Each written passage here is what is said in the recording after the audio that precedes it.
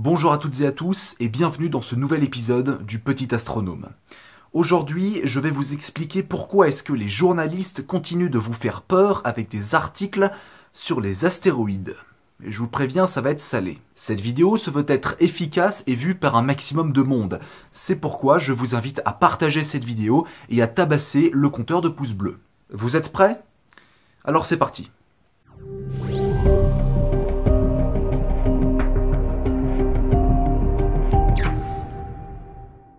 Les comètes et astéroïdes ont toujours fasciné autant qu'ils ont inquiété les hommes durant l'histoire. Pendant longtemps, on voyait les comètes comme des menaces divines, et même si leur origine bien naturelle et non dangereuse a déjà été découverte depuis des décennies et des décennies, ça n'empêche pas certaines personnes de paniquer à chaque fois qu'une comète s'approche de la Terre. En 1910, par exemple, on a eu le droit à des émeutes et des scènes de panique immenses aux États-Unis lors d'un passage d'une comète proche de notre planète. Mais l'événement qui a définitivement rendu populaire les impacts entre deux corps célestes, c'est la collision entre la comète Shoemaker-Levy 9 et la planète Jupiter en 1994. J'ai dédié un épisode à cet événement en 2019. Cet impact a fait un grand bruit puisqu'elle a montré l'ampleur des dégâts que pourrait provoquer une collision entre une planète et un astéroïde, par exemple, la Terre. Aujourd'hui, nous avons la possibilité d'apprendre tout ce qu'on veut et tout ce qu'on désire sur Internet. L'information n'a jamais été aussi rapide dans toute l'histoire de l'humanité. Et pourtant, ça n'empêche pas certains de paniquer parce qu'ils confondent des trucs dans le ciel. Que ce soit paniquer à propos d'un lanceur spatial qui prenne pour un vaisseau alien, ou bien d'un corps céleste qui s'approche très près de la Terre. Et encore très près, on va y revenir parce que même ça, c'est une notion assez vague. Ces fameux corps célestes, ils ont un nom. On les appelle les géocroiseurs. Un géocroiseur est une comète ou un astéroïde qui croise l'orbite terrestre en gravitant autour du Soleil, ce qui peut donc l'amener à être assez proche de la Terre. Depuis le siècle dernier, on compte environ un peu plus de 20 000 géocroiseurs. Dit comme ça paraît énorme, mais il faut savoir que la distance entre deux corps célestes dans le système solaire est immense, et que les chances d'une collision entre deux corps sont assez faibles. Vraiment très faibles. Et ça veut pas dire qu'on va tous mourir parce qu'ils vont percuter la Terre. Ils vont croiser son orbite, ce qui n'est pas pareil.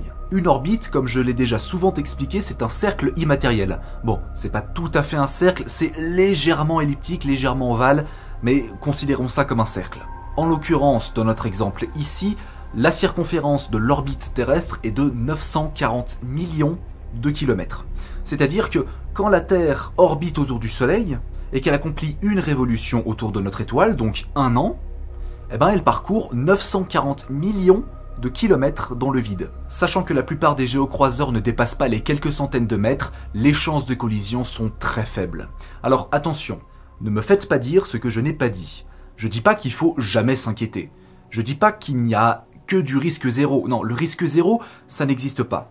Je dis simplement qu'il faut arrêter de tomber dans la psychose et la paranoïa dès qu'un objet s'approche de la Terre. Il y a quelques mois, j'ai débunké un article, de merde évidemment, provenant du Daily Express, un tabloïd qui avait raconté n'importe quoi sur un astéroïde de 4 km de diamètre et qui était sur le point de frôler entre guillemets, parce que bon, frôler ça veut tout dire et rien dire dans la mécanique céleste, frôler donc la Terre en fin avril, passant à plus de 6,3 millions de kilomètres.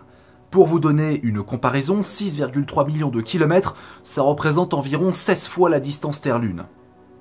Ça va, ça passe.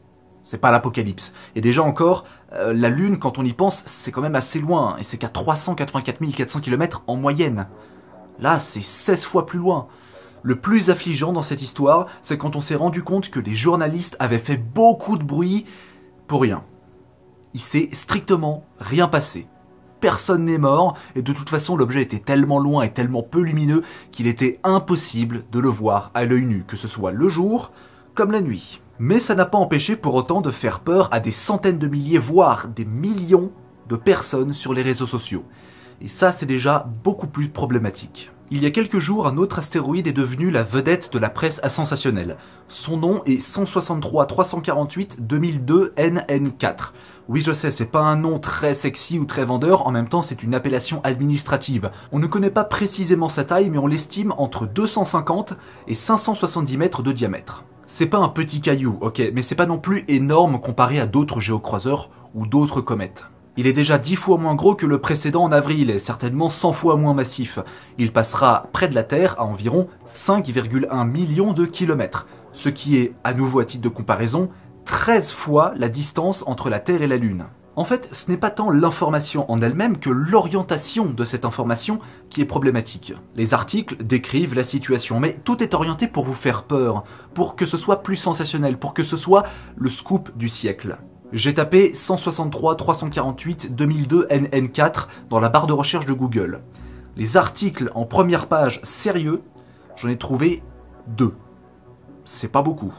Le premier, c'est celui du JPL de la NASA qui nous présente de manière neutre les données connues de ce géocroiseur, ainsi qu'une animation interactive du système solaire qui nous permet de visualiser son approche vers la Terre. Le second est assez similaire, il s'agit de la même chose, mais répertorié sur le site Space Reference, qui nous donne des informations sur sa découverte et qui a lui aussi une animation qui nous permet d'avoir une approche visuelle de l'événement. Le reste, c'est juste des articles sensationnalistes qui nous vendent la fin du monde, l'apocalypse et tout ce que vous voulez, sur un site à la limite de l'illisible, tellement c'est sponsoré par la pub avec des pop-up invasives. Voilà quoi. Alors, je ne veux pas faire de la morale d'esclave en disant que le JPL c'est des gentils et les journalistes sont des méchants et que c'est pas gentil d'être un méchant. Non. Mais c'est juste qu'ils racontent tous n'importe quoi. Quand tu vois des articles qui disent que 163 348 2002 NN4, j'adore ce nom franchement, est un astéroïde potentiellement dangereux qui va peut-être provoquer la fin de l'humanité, qui va frôler la Terre, c'est faux. C'est objectivement et factuellement des grosses conneries. Alors déjà, pour commencer, si on découvre un objet capable de détruire l'humanité, on te l'annonce pas une semaine à l'avance. Normalement, la NASA ou les autres journaux font tout pour te l'annoncer le plus tôt possible. Et quand je dis le plus tôt, je parle des années à l'avance. Prenez par exemple Apophis, déjà un géocroiseur très connu du grand public. Son diamètre est d'environ 300 mètres, ce qui est plutôt un caillou moyen, et il va passer près de la Terre à 40 000 km en 2029. Il a été découvert en 2004, c'est-à-dire qu'on le connaît depuis plus de 15 ans, on a calculé ses trajectoires et son orbite depuis plus de 15 ans, et ça fait plus de 10 ans qu'on sait qu'il ne va pas percuter la Terre, qu'il va passer très près entre la Terre et la Lune, mais qu'il n'y aura pas de collision. La NASA avait déjà envoyé en 2009 un communiqué qui réfutait les prétendues rumeurs d'une collision entre Apophis et la Terre. Les agences spatiales, fédérales comme privées, et les groupes d'astronomes sont capables de calculer des trajectoires d'orbite pour les décennies à venir sur des dizaines et des dizaines d'objets dans le système solaire. Donc si un corps céleste s'approche de la Terre ou va entrer en collision, on le saurait depuis bien longtemps. 163 348 2002 NN4 n'a pas été découvert il y a une semaine. Il a été découvert en 2002 et on connaît sa trajectoire depuis quasiment une vingtaine d'années. Et ce n'est pas parce que la NASA considère que c'est un objet proche que forcément ça va être l'apocalypse. On peut parler de potentiellement dangereux, oui, parce que le risque zéro n'existe pas, mais ce risque est quand même très très faible. Des cailloux qui passent à côté de la Terre, ça arrive tout le temps, c'est assez régulier chaque année. Et la plupart du temps, ils passent à des millions de kilomètres de la Terre. Mais alors, pourquoi est-ce que certains journalistes, et je dis bien certains journalistes, pas tous, continuent à faire peur aux gens avec des articles sensationnalistes et mensongers ? Eh ben, la réponse est simple, parce que ça fait vendre. Tout le monde connaît le système solaire ou les planètes, les comètes ou les astéroïdes, enfin en tout cas dans les grandes lignes. Mais la mécanique spatiale, l'astrodynamique, le mouvement des planètes, les orbites, etc. sont des notions qui ne sont pas spécialement connues du grand public. Les articles de ce style se basent sur l'ignorance du spatial par le grand public. Alors quand je dis ignorance, n'y voyez pas une insulte. Cette ignorance, il la détourne pour vous faire croire tout et n'importe quoi.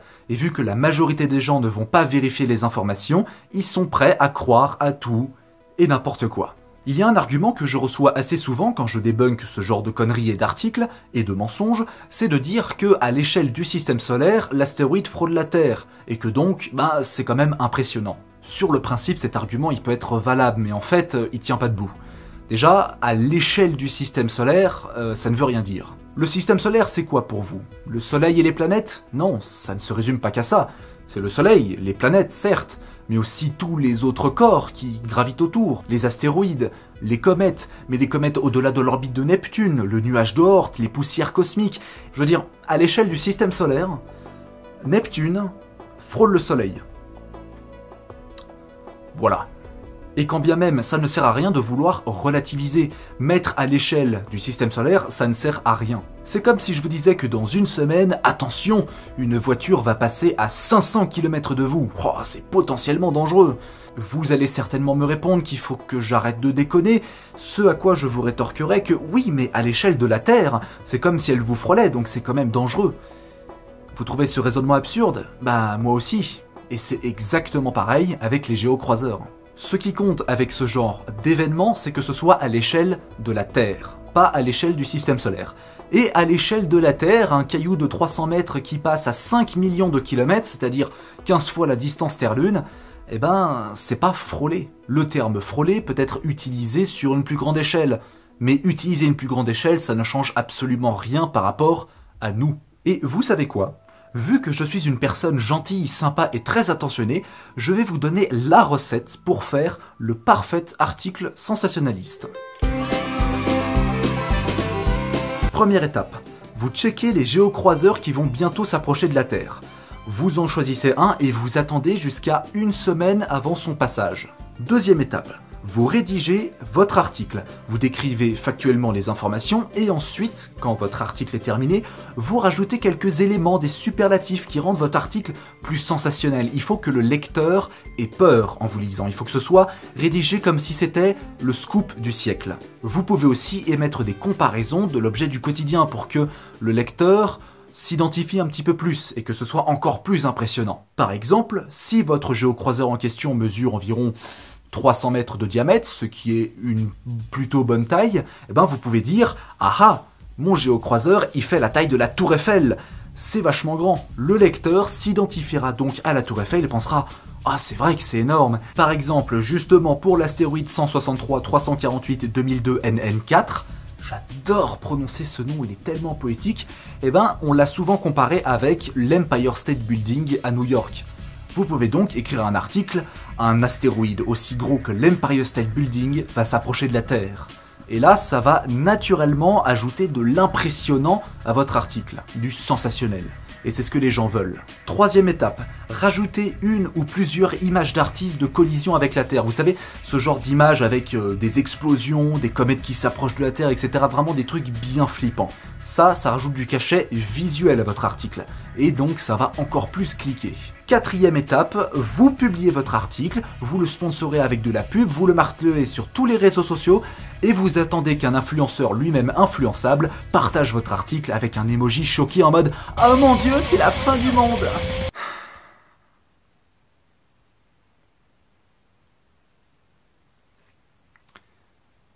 Et le pire, c'est que je suis sûr que c'est comme ça qu'ils font leurs articles. Bon allez, retournons un petit peu dans le sérieux.